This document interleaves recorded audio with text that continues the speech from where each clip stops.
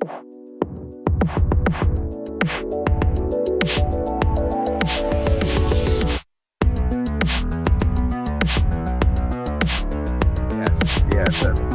It's old books. Let me tell you, there's something about them. There's you feel smarter when they're old. Readout Productions says, I need to do better reading all text fiction. I've said it many times, but it's the truth. I blaze through history books with much enjoyment, but struggle with the most acclaimed fantasy novels. I think Kiko would be able to relate to you a bit because he said he used to never read anything except, informational or operation Technical manuals. manuals. Yeah. And Okay, so write your. he's new at reading to take in a story. I'll have to write a manual. Take one of my stories and write it like a manual. Oh yeah. This is the manual to the fictional gun they use that I never actually mentioned the name of. King James version. Oh yeah. Well, that would be history. Right? Yes, it actually is a King James version. I'm with Readout on this one. I prefer more history and science, but at the same time, knowing history and science also makes it easier that, like, say, with Black Knight, I can go to him and go, hey, I'm trying to build a space capacitor here in this world full of fantasy. How would you go about that and explain it to a simpleton that knows only magic? Well, first you plug it in. No. You have to make it work in universe. Yeah, you know what I'm talking about. The best thing is when you make the worlds of science and magic collide and produce stuff which is like a synthesis of the two, or in my case, a synthesis of more than two. I almost dropped a couple of spoilers. Yeah, I mean, best way to mix the two for magic and technology. Just make your power source magical, mystical, and then you can start introducing things like runic elements or jewels and things and stones, and then start putting them in your guns or in your relics, or maybe your character is like a wizard, but he has to put on the gigantic metal gloves with all these various mechanical components, but in the center of it, he almost got like an infinity stone in there, which I think the infinity gauntlet is a great actual outlook of like a mixture of magic and technology. They're pretty much big plot MacGuffin devices, but at the same time, there is a logic to them. Each of them have different domains that they sort of like have complete and utter control over. Yeah, but they're a little bit more than MacGuffins, though, because they actually serve a function. A MacGuffin is a MacGuffin for the mere fact that everybody wants it, nothing more. But when it's a tool that has a function that can be used in certain ways, I think it becomes more than just a MacGuffin at that point. What was that fantasy series that took place in the far future with druids? The Stones of Shannara? Yes, that one. Oh, yes. That I think part of the thing is that they have nanotech, and only certain people that are attuned, that have like the leftover nanotech in them, can actually wield the technology that the nanotech affects. And so that's why they're talking about the bloodlines. The bloodlines would only be coming from the people that had those original nanotechs. Interesting. I will say this. It was nice. It was good. I mean, I read some of the books back in the day when they first started like publishing Western books here in my country, and later I watched the series. No. But Manji, because I know your question was like, how would you introduce it to somebody who doesn't understand? I actually have that in actually it's kind of mentioned in my story a little bit, my latest one to release, and is throughout, because one culture actually has an element of magic, well, two cultures, and both of them are not understood by the other cultures fully, but they get like you have some sort of like the other cultures call it magic, but to them it's not magic. It's something else. It's beyond that. Magic is a fairy tale. This exists. This operates within our world. One of them is called the blessing of the phoenix, which is something given to them by this mythical creature, and only they see it. But everybody looks at them and says, no, you're just super duper strong people, and you're counting on your strength to this fictional thing nobody else can see, and we think you're crazy. And then the other ones have a clear magic that they can use, but they don't call it magic. They call it understanding.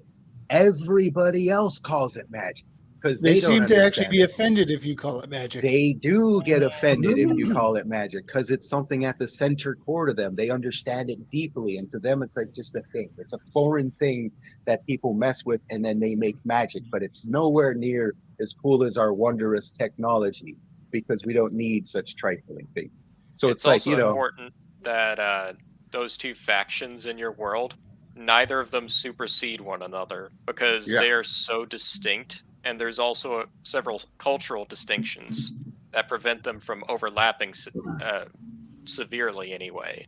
Mm-hmm. So there's definitely a utility to high technology for, in the case of your world, the darkness compared to this sort of like magic or understanding over here, because there's so two entirely different approaches that they each have their utility.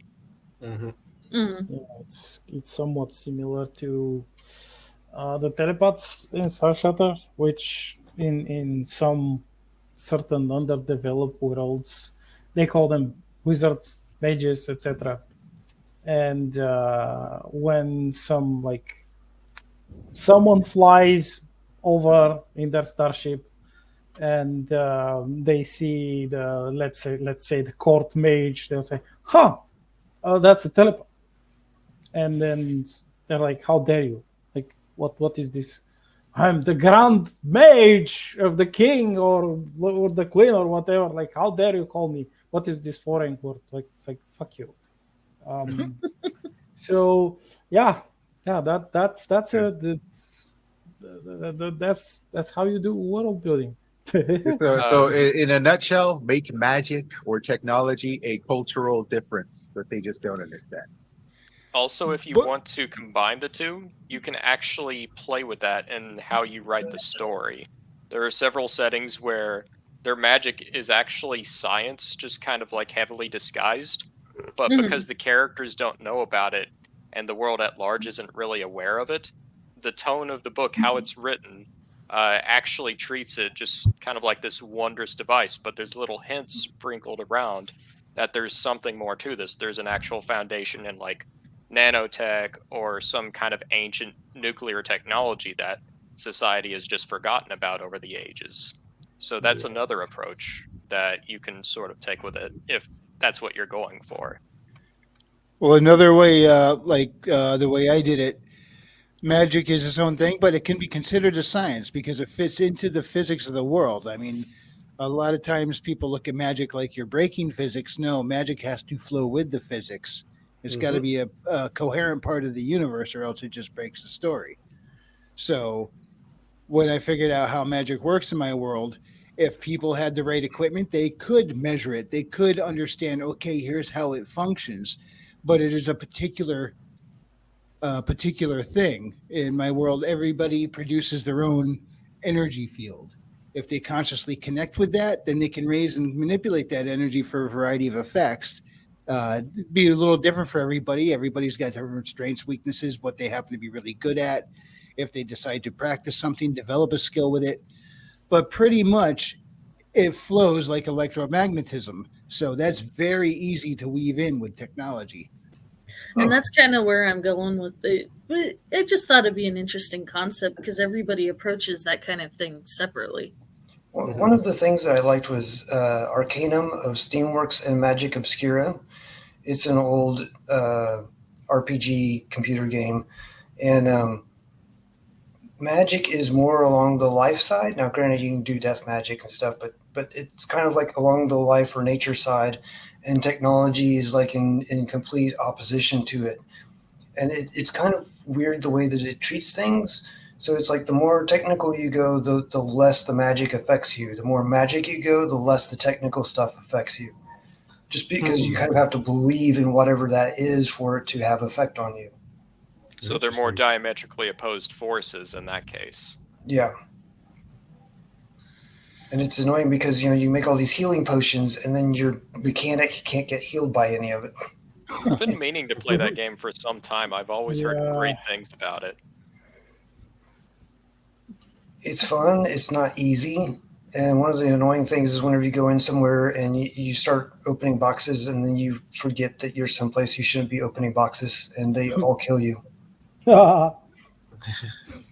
a classic CRPG trap. Yep.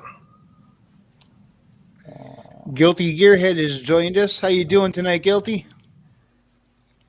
He's hanging out down in the chat. Let's see. Readout Productions asks, why are firearms, or equivalents to it, no-nos in most fantasy worlds? I don't know. My D&D character can make cannons, so... Because they become moot at some point. Like, well, a firearm is one heck of an advantage. Let's face it. You go watch Harry Potter, all right? All that magical talent they got, Voldemort would be beaten in an instant by the Punisher with one snipe. So it really is. It can be overpowered. It starts posing a lot of really tough questions for you in your setting because it's not just, oh, this is a huge advancement within this world, technologically speaking, but how do wizards and how do those who practice magic react to that? So there's sort of this cross-pollination. Do we find a countermeasure? Do we adopt this technology to a certain degree and make it our own? So it's questions that you have to ask yourself. Since my book is a mix of magic and science, I had to have a way mystics could counteract bullets. And the way some of the D&D worlds that I've played in do that is that only the dwarfs and or maybe the gnomes use guns, partly because they dig underground and they can find some of the material for it and stuff. But it's one of their technical advances because they don't have magic except for maybe clerical magic in some cases. And so that's kind of a balance in that way.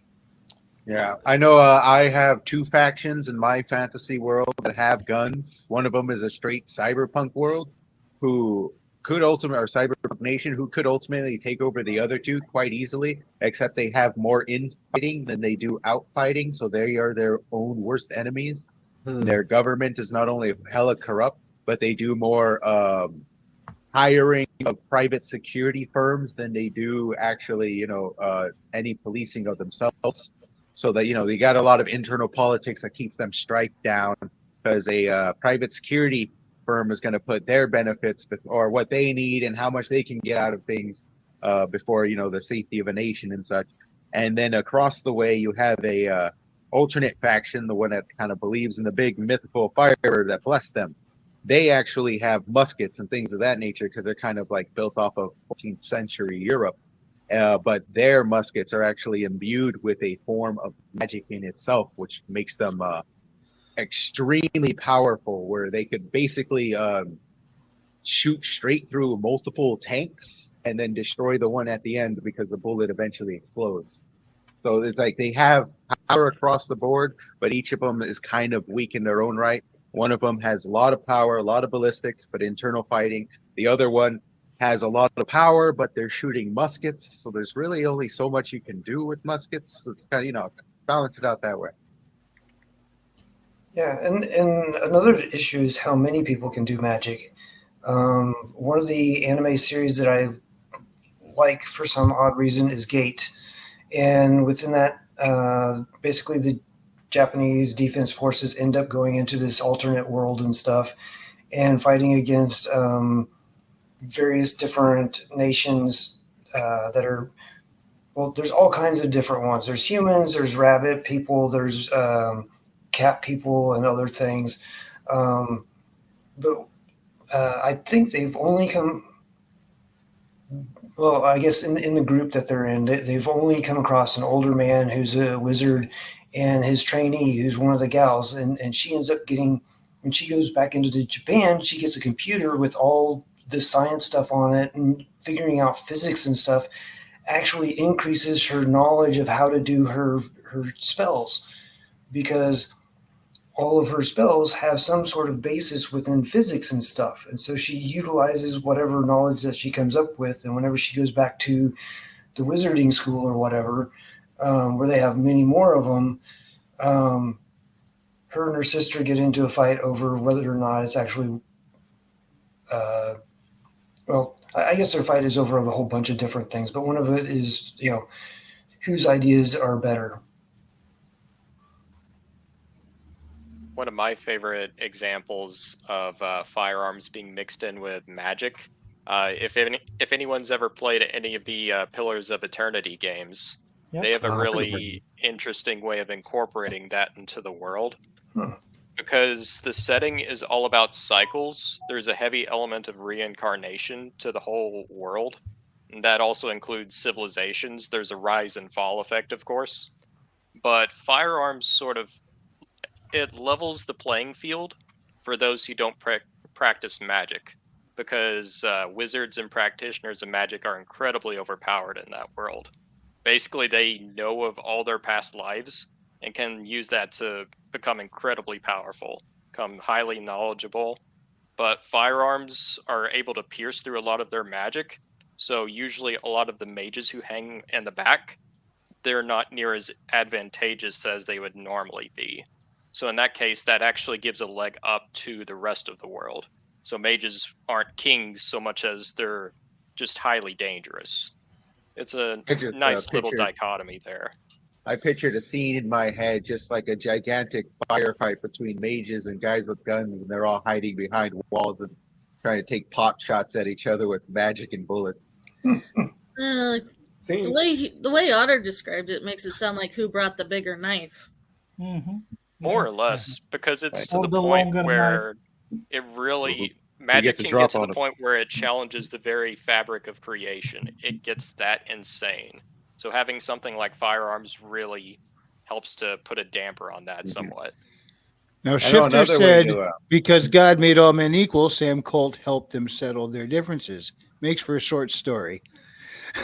But it sets my mind on, speaking of mixing magic with firearms, the Cult from Supernatural. No, I didn't see that one. Inform me. Yeah, I didn't watch it. Okay, in the series Supernatural, Sam and Dean, they're hunters. They go out hunting monsters and mystical creatures that cause harm. And at one point in their adventures, they came across a cult, which was fashioned by Sam Colt himself years ago. And the thing about this is, it was Sam Colt was secretly a hunter, and he designed this. He mystically imbued it so it could kill anything. You shoot a demon with a bullet from this gun, and it has to be a special made bullet for the gun. Okay. It can down them. The only one who took a bullet to the head and got up afterwards and was still feeling pain from that shot was Lucifer himself, and said, there's only about 6 things in this universe that gun can't kill. I happen to be one of them. Oh, wow. So that was an overpowered object.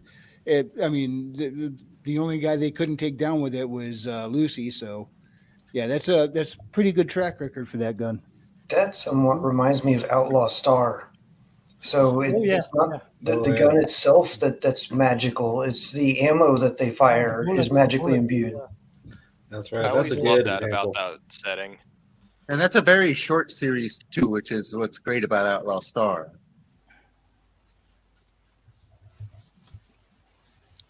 I'm not gonna mention one of my later books where I kind of spoilers messed. Yeah, I mean, I introduced the guns in a medieval kind of setting, and but of course you have they have quote unquote wizards / telepaths.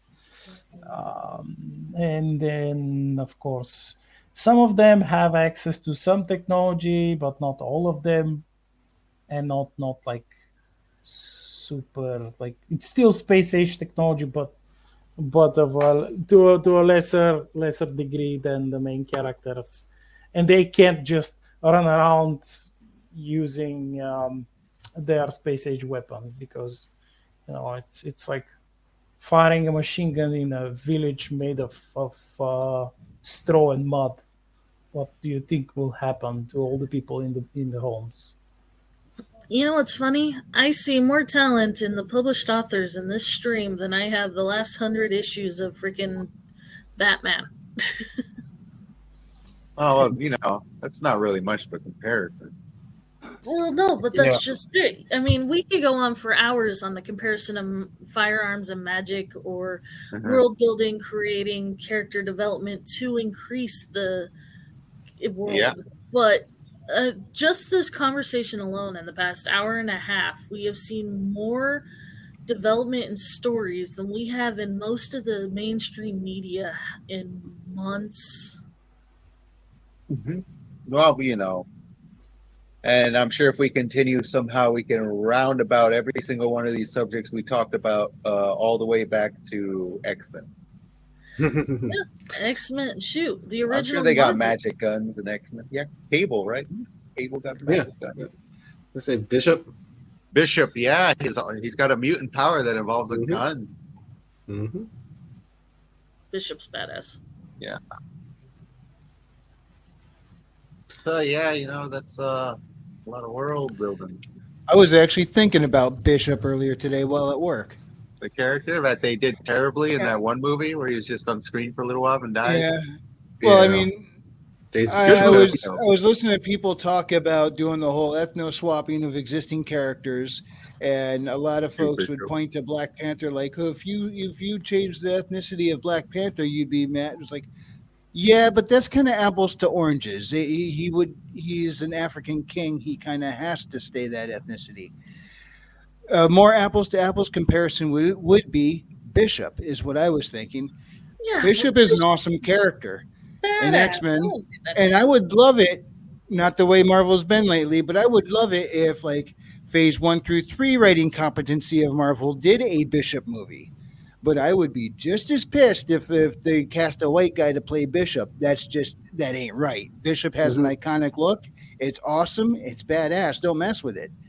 But that was when I was listening to somebody talk about comparing ethno swaps of different types, and everybody kept pointing at Black Panther like you wouldn't accept that from Black Panther. And it's like, let's be honest, Black Panther's not a fair comparison. That's very. The ethnicity is very much integral to the character, no matter what you do there. Something when I was a kid that I know will never happen now, especially since Marvel's destroying him, be a Bishop versus Punisher. Oh, yeah. Marvel's destroying Punisher would be in trouble, but Bishop would have a tougher time than he thinks. Yeah, exactly. It would be all guerrilla warfare and who's the better shot. But it would just be an intense read, I think, because they both have the same mindset of the hunter.